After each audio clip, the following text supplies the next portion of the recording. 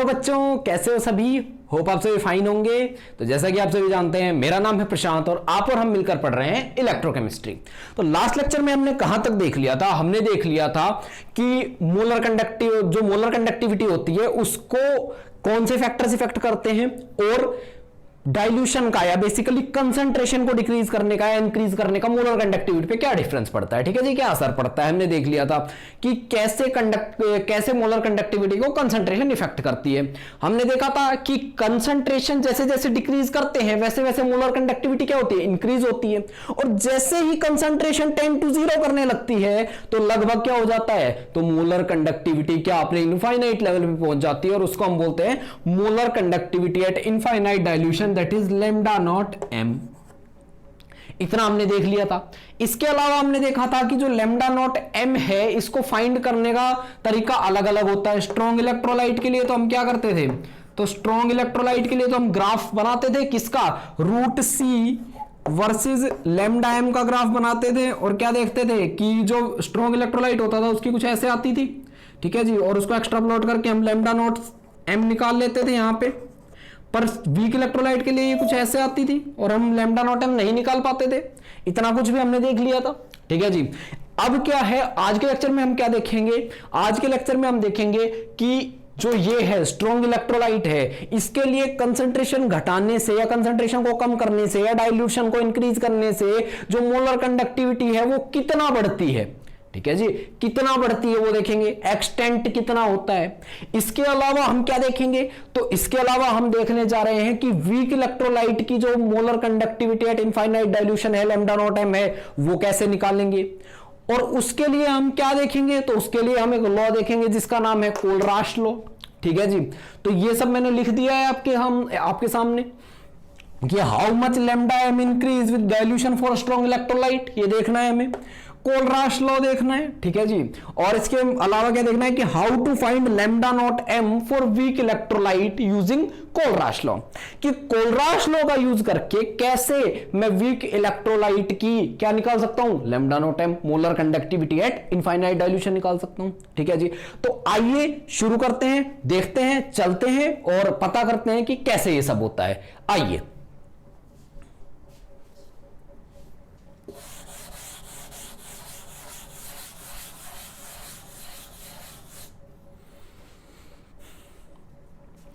पहला तो ये देखेंगे कि हाउ मच लैम्डा एम जो होती है वो इंक्रीज करती है डाइल्यूशन के साथ फॉर स्ट्रॉन्ग इलेक्ट्रोलाइट। ठीक है जी, तो इसके लिए हम क्या देखेंगे, इसके लिए हम देखेंगे डीबे हकल ऑन साइगर इक्वेशन।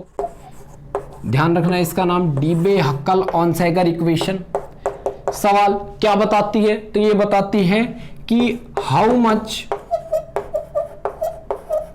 क्या lambda M increase with increase in क्या डाइल्यूशन, डाइल्यूशन इंक्रीज करने पे लैम्डा एम कितना इंक्रीज होता है ये सब बताती है। इक्वेशन क्या होती है, तो इक्वेशन होती है lambda C M is equal to lambda not M minus A root C, where lambda cm is molar conductivity at any concentration, molar conductivity at any concentration। ठीक है जी, लैम्डा नॉट आप m आपको पता ही है क्या होती है, molar conductivity at infinite dilution होती है। इनफाइनाइट डाइल्यूशन पे जो लैम्डा एम होगी, ठीक है जी, और इसको क्या बोलते हैं, लैम्डा इनफाइनाइट एम भी बोलते हैं। कई लोग इस तरह से भी लिखते हैं, यानी कि कई बुक्स में इस तरह से भी लिखा होता है लैम्डा इनफाइनाइट एम। ये क्या है, ये है A, where A is a constant. ठीक है जी, और ये कांस्टेंट क्या होता है, किस पे डिपेंड करता है, तो depend upon nature of electrolyte, nature of electrolyte पे डिपेंड करता है, depend upon nature of electrolyte पे डिपेंड करता है, ए कांस्टेंट होता है। अच्छा जी, इसके अलावा क्या होती है, तो एक दो बातें हमें और देख लेते हैं। चलिए यहां देखते हैं। अच्छा ये क्या है, डीबे-एक्कलोन-सेगर इक्वेशन है। काम क्या आती है, ये इफेक्ट देखती है, ये देखती है कि कितना इंक्रीज होगा डाइल्यूशन के साथ, क्या लैम्डा एम कितना इंक्रीज होता है। ठीक है जी, इस चीज को देखती है। इक्वेशन क्या होती है, तो इक्वेशन होती है lambda C M is equal to lambda not M minus A root c. ठीक है जी, where A is a constant and c is, everyone know it, c is concentration. ठीक है जी, सी इज कंसंट्रेशन, ये आपको ध्यान रखना है।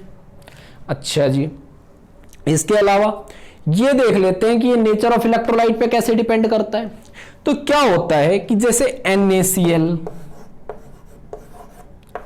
KCl, ठीक है जी, इसके अलावा मान लीजिए CSCl, RbCl, ठीक है जी, ये सब क्या होते हैं, या फिर क्या NaI, NaF एंड इस तरह के आप कोई भी ले सकते हैं। ठीक है जी, यानी कि एल्कली मेटल्स के साथ कोई भी हेलोजन जोड़ लीजिए। इनमें देखिए कैटायन भी 1 और एनायन भी 1, इसलिए इनको बोलते हैं 1,1 इलेक्ट्रोलाइट। 1,1 इलेक्ट्रोलाइट बोलते हैं इनको। सिमिलरली CaCl2 1,2 इलेक्ट्रोलाइट होता है। AlCl3 1,3 इलेक्ट्रोलाइट होता है। ठीक है जी, और A की जो वैल्यू होती है, वैल्यू ऑफ A, वो क्या होती है, वो होती है constant for one type of electrolyte, one type of electrolyte.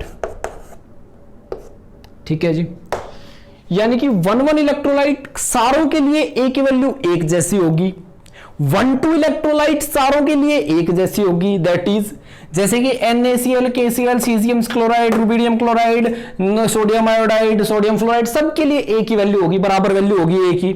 अच्छा जी, CaCl2, इसके बाद क्या आता है, जैसे कि आपके पास है SrCl2, ठीक है जी, और इसके अलावा क्या होता है BaCl2, ठीक है जी, इन सब के लिए यानी कि 1,2 होंगे, इनके लिए एक ही वैल्यू होगी। ठीक है जी, तो इस तरह से जो एक टाइप के इलेक्ट्रोलाइट है उनके लिए वैल्यू ए की क्या रहेगी, सेम रहेगी। ठीक है जी, ये ध्यान रखना है आपको। और इस तरह से हम क्या करते हैं इस तरह से हम निकाल लेते हैं क्या, तो कि कितना जैसे जैसे कंसंट्रेशन चेंज होगी उस हिसाब से जो मोलर कंडक्टिविटी होगी वो कैसे आती जाएगी या कैसे चेंज होती जाएगी। ठीक है जी, अच्छा इसको वीक इलेक्ट्रोलाइट पे क्यों नहीं लगा सकते, तो वीक इलेक्ट्रोलाइट में लगाने की सबसे बड़ी समस्या क्या होती है, एक तो वो लीनियरली वेरी नहीं करती। ये देखिए ये इक्वेशन लीनियर इक्वेशन है, यानी कि एक स्ट्रेट लाइन की इक्वेशन है, सॉरी लीनियर इक्वेशन नहीं कहेंगे इसको कहेंगे स्ट्रेट लाइन की equation. y is equal to mx plus c, जिसका स्लोप क्या है, a है। ठीक है जी, जबकि हमने अभी देखा था कि जो वीक इलेक्ट्रोलाइट होते हैं उनके लिए जो ग्राफ होता है किसका, लैम्डा CM वर्सेस C का, वो स्ट्रेट लाइन नहीं आता है, इसलिए ये इक्वेशन उस पे नहीं लग सकती। दूसरा बात, हमें क्या लैम्डा नोट M का भी नहीं पता है कि लैम्डा नोट M क्या होती है, किसके लिए, वीक इलेक्ट्रोलाइट के लिए। स्ट्रॉन्ग के लिए तो हमें पता होती है, वीक के लिए हमें नहीं पता होती है, इसलिए ये इक्वेशन सिर्फ किस पे एप्लीकेबल है, तो सिर्फ और सिर्फ स्ट्रॉन्ग इलेक्ट्रोलाइट्स पे एप्लीकेबल है, सिर्फ स्ट्रॉन्ग इलेक्ट्रोलाइट्स पे।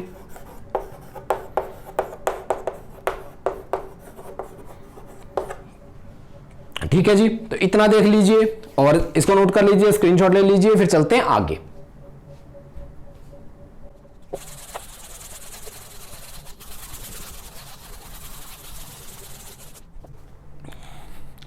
तो अभी हमने क्या देखा कि कैसे हम कंसंट्रेशन को चेंज कर करके स्ट्रॉन्ग इलेक्ट्रोलाइट के लिए लैम्डा एम की वैल्यू निकाल सकते हैं कि कितनी चेंज होगी, लैम्डा एम की वैल्यू में चेंज निकाल सकते हैं, सी की वैल्यू को चेंज कर करके एक इक्वेशन के थ्रू जिसका नाम है डीबे-एक्कलोन-सेगर इक्वेशन। ठीक है जी, अब हम क्या जानेंगे, अब हम जानेंगे कि वीक इलेक्ट्रोलाइट के लिए लैम्डा नॉट एम को कैसे फाइंड आउट करें। ठीक है जी, यानी कि लैम्डा नॉट एम निकालना है हमें फॉर वीक इलेक्ट्रोलाइट। ठीक है जी, वीक इलेक्ट्रोलाइट के लिए निकालना है। अब lambda naught am weak electrolyte के लिए सीधा ग्राफ से नहीं निकल सकता, इस बारे में कई बार बातें हो चुकी हैं, क्योंकि ये क्या root C versus lambda M का जब ग्राफ प्लॉट करते हैं वीक इलेक्ट्रोलाइट के लिए तो कुछ ऐसे आता है।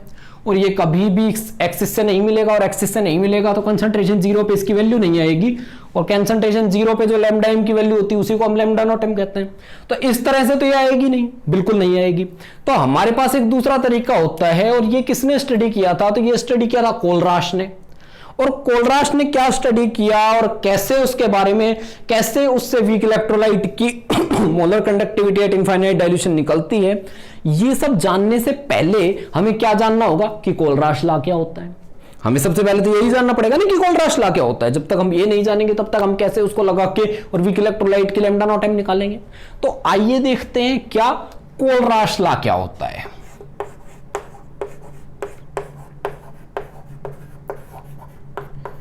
कोलराश लॉ। अब कोलराश जो थे वो एक रशियन साइंटिस्ट थे, और उन्होंने हमेशा स्टडी किसको किया? तो उन्होंने स्टडी किया molar conductivity at infinite dilution, यानी कि लैम्डा नॉट एम या फिर लैम्डा इनफाइनाइट एम को उन्होंने स्टडी किया हमेशा।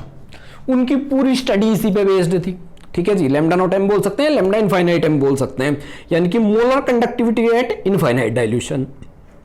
अच्छा जी, अब कोलराश एक बार क्या कर रहे थे कि कोलराश स्टडी कर रहे थे lambda naught am strong electrolytes की। ठीक है जी, तो उन्होंने क्या किया कि lambda naught NaCl minus lambda not KCl किया।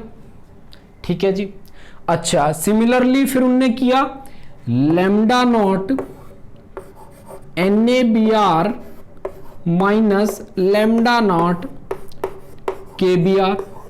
ठीक है जी, लैम्डा नॉट NaCl में से KCl को माइनस किया और लैम्डा नॉट NaBr में से KBr को माइनस किया। कुछ इस तरह से किया, और जो उन्होंने रिजल्ट देखा वो बहुत शानदार आया। रिजल्ट क्या आया हमारे पास कि ये दोनों इक्वल आए, ये दोनों इक्वल आए। इसी तरह उन्होंने किया क्या, तो लैम्डा नॉट NaI में से सब्ट्रैक्ट किया लैम्डा नॉट KI, और कमाल की बात है ये भी इन दोनों के बराबर ही आया। ठीक है जी, अब क्या हुआ, अब उन्होंने सोचा कि कहीं ये कोइंसिडेंस तो नहीं है, कहीं ये कोइंसिडेंस तो नहीं है। तो उन्होंने क्या किया, उन्होंने उल्टा पलट के देखा इसको, यानी कि लैम्डा नॉट NaBr में से लैम्डा नॉट NaCl माइनस किया। सिमिलरली क्या किया, तो लैम्डा नॉट KBr में से लैम्डा नॉट KCl माइनस किया। कमाल की बात ये हुई कि ये दोनों भी इक्वल आए,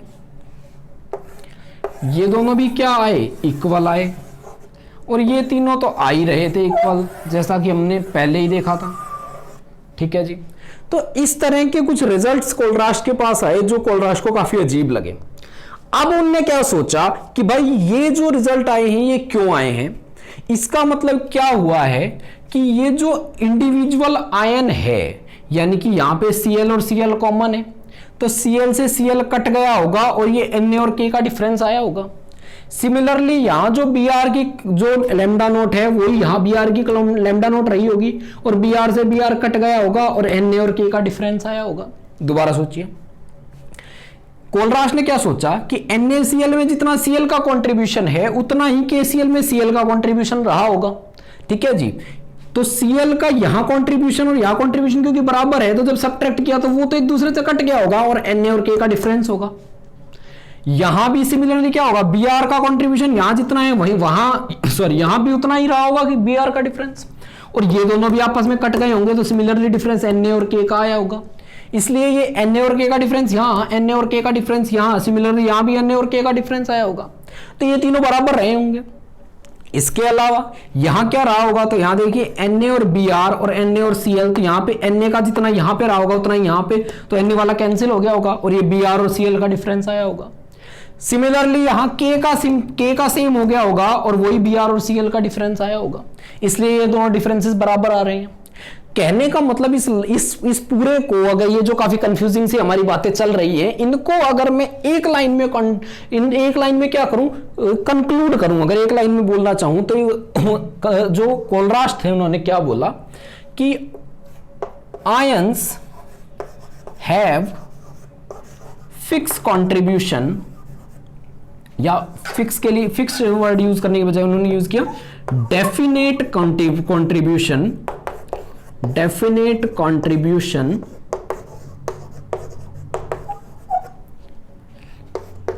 इन लैम्डा एम, यानी कि molar conductivity at infinite dilution, यानी lambda not m of electrolyte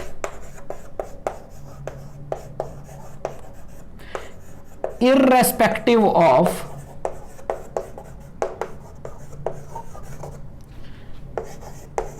nature of electrolyte,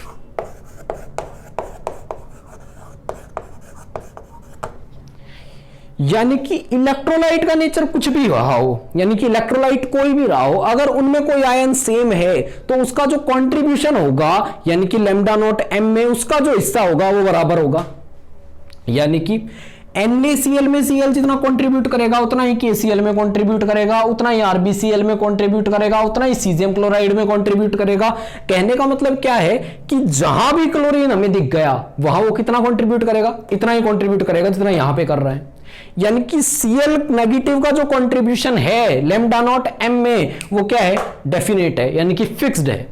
समझ पा रहे हैं, डेफिनेट है यानी कि फिक्स्ड है वो इलेक्ट्रोलाइट, वो कंट्रीब्यूशन किस चीज का, लैम्डा नॉट m में कंट्रीब्यूशन किस चीज का, उस आयन का। यानी कि क्या किया देखते हैं एक बार इसके बेस पे, यानी कि आयंस की जो डेफिनेट कंट्रीब्यूशन होती है चाहे वो इलेक्ट्रोलाइट कोई भी हो, इसके बेस पे कोलराश ने क्या रिजल्ट डिड्यूस किया, आइए देखते हैं।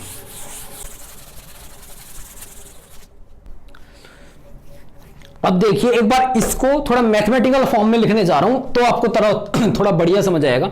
जैसे कोलराश ने बोला कि लैम्डा नॉट जो NaCl रहा होगा ना, उसका जो लैम्डा नॉट रहा होगा वो किसके इक्वल रहा होगा, यानी कि लैम्डा नॉट NaCl किसके इक्वल रहा होगा, तो lambda nought Na positive plus lambda naught Cl negative के। सिमिलरली जो लैम्डा नॉट क्या रहा होगा, KCl रहा होगा, वो किसके इक्वल होगा, तो lambda nought Na positive plus lambda naught Cl negative के। ठीक है जी। अच्छा, इसके अलावा हमारे पास क्या था, एक डिफरेंस तो ये था, इसके अलावा दूसरा डिफरेंस क्या था, तो हमारे पास था लैम्डा नॉट NaBr और लैम्डा नॉट KBr का डिफरेंस था। तो ये किसके इक्वल रहा होगा, ये again lambda nought Na positive plus lambda naught Br negative. Similarly ये भी lambda nought Na positive plus lambda naught Br negative के इक्वल रहा होगा। दोनों को सब्ट्रैक्ट करके देख लीजिए, इन दोनों का डिफरेंस जो आएगा वो क्या आएगा, तो Cl से Cl तो कट जाएगा और ये क्या आ जाएगा, तो lambda naught NaCl minus lambda not KCl किसके इक्वल आ जाएगा, लैम्डा नॉट, यहां पॉजिटिव नहीं आएगा, ध्यान रखिएगा, इसको K पॉजिटिव करना है। ठीक है जी। अच्छा, तो किसके इक्वल आ जाएगा, lambda nought Na positive minus lambda nought K positive. Similarly यहां भी क्या आ जाएगा, lambda nought NaBr minus lambda nought KBr is equal to lambda nought, देखिए Br से Br कट जाएगा, lambda nought Na positive, again यहां भी K आएगा, minus lambda nought K positive. ठीक है जी। तो इस तरह से कुछ हमारे पास हो जाएगा, ध्यान दीजिए, दिस ये भी यही आ रहा है और ये भी यही आ रहा है, यानी कि दोनों क्या होंगे, इक्वल होंगे। तो कुछ इस तरह से इक्वल आए होंगे। ये कंक्लूजन किसने किया, कोलराश ने डिराइव किया। कोलराश ने बोला कि कुछ इस तरह से रहा होगा, हमारे पास जो भी हुआ है वो सब कुछ इस तरह से हुआ होगा।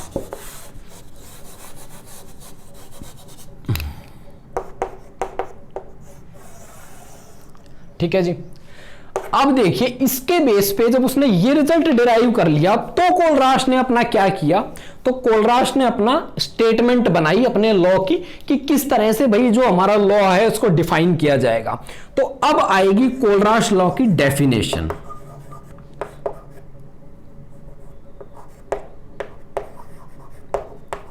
कोलराश लॉ की डेफिनेशन, उसने बोला कि ये लॉ किस चीज का है, तो ये है law of independent migration of ions. कहने का मतलब क्या है कि जो इलेक्ट्रोलाइट के आयंस होंगे ना, जो इलेक्ट्रोलाइट के जो भी आयंस होंगे वो इनफाइनाइट डाइल्यूशन पे एक दूसरे से इतना दूर हो जाएंगे कि एक दूसरे का इन पे कोई इफेक्ट नहीं पड़ेगा। इसलिए इनका जो माइग्रेशन होगा, यानी कि ये जो घूम रहे होंगे वो एक दूसरे से इंडिपेंडेंट होकर घूम रहे होंगे, यानी कि एक दूसरे पे इनका कोई इफेक्ट नहीं होगा। इसलिए इसने बोला law of independent migration of ions है ये। ठीक है जी। इसके अलावा इसकी डेफिनेशन क्या है? तो डेफिनेशन है कि लैम्डा नॉट एम, यानी कि molar conductivity at infinite dilution of N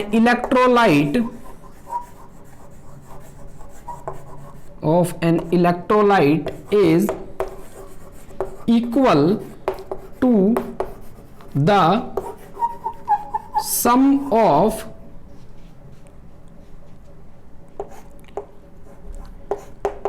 ionic conductivities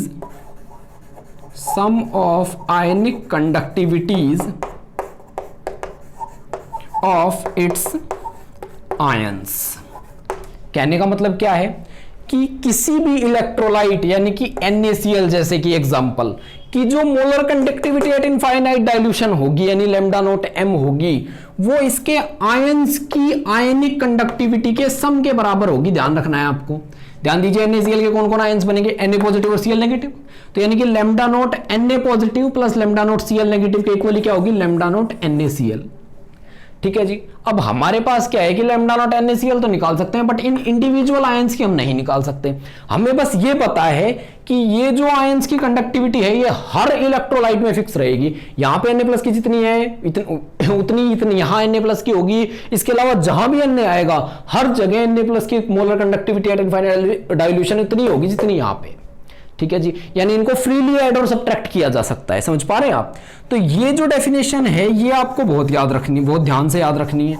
ठीक है जी। ये आपको ध्यान रखनी है, बहुत इंपॉर्टेंट डेफिनेशन है ये, और इसी के बेस पे हम इसकी एप्लीकेशंस करेंगे।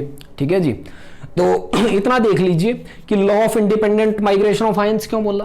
ठीक है जी। डेफिनेशन क्या है? ठीक है जी। ये डेफिनेशन क्यों आई? ठीक है जी। इनका डिफरेंस इक्वल आया था इसलिए उसने ये कंक्लूड किया था। समझ रहे हैं? और तभी उसने, और क्योंकि फिर इसने बाद में इसको रिजल्ट्स में क्या पाया? सच पाया। और रिजल्ट्स में सच पाया तो उसने क्या बोला? उसने ये डेफिनेशन दे दी। ठीक है जी। ये उसका कंक्लूजन था कि ions have definite contribution in lambda naught m of electrolytes irrespective of nature of electrolytes. ठीक है जी। ये उसका कंक्लूजन था। तो इतना देख लीजिए। आज के लिए बस इतना ही करते हैं। इसके बाद कि how to find lambda naught m for weak electrolyte using Kohlrausch law, ये हम नेक्स्ट लेक्चर में देखेंगे। उससे पहले एक क्वेश्चन देख लेते हैं, जरा वो बता दीजिए आप, या वो आप अपने आप करेंगे। ठीक है जी। तो वो क्वेश्चन आप अपने आप कर लेंगे और फिर हम मिलेंगे नेक्स्ट लेक्चर में। तो आपको बस ये बताना है, जैसे lambda naught NaCl lambda nought Na plus plus lambda naught Cl minus के इक्वल होती है, ऐसे लैम्डा नॉट CaCl2 किसके इक्वल होगी? लैम्डा नॉट AlCl3 किसके इक्वल होगी? लैम्डा नॉट Na2SO4 किसके इक्वल होगी? ठीक है जी। तो ये तीनों आपको बताने हैं एंड उसके बाद हम कंटिन्यू करेंगे नेक्स्ट लेक्चर में। तो तब तक के लिए पढ़ते रहिए, खुश रहिए और देखते रहिए PRVV एकेडमी। Thank you.